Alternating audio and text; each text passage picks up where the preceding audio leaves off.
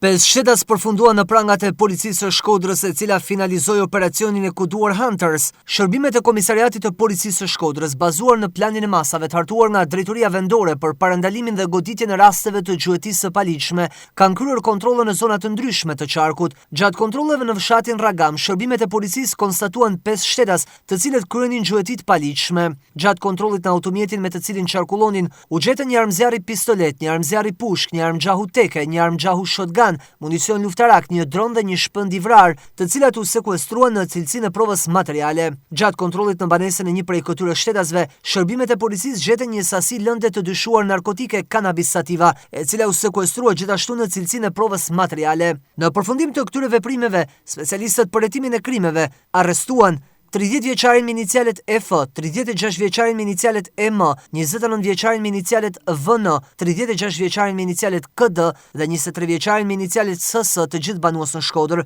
Materialet i kanë kaluar prokurorisë së Shkodrës për veprat penale, mbajtje e paleje dhe prodhim i armëve shpërthyese dhe i municionit, prodhim dhe mbajtje e paleje armëve të gjuetisë dhe sportive, dëmtimi i specieve të mbrojtura të florës dhe faunës së egër dhe prodhim dhe shitje e narkotikëve.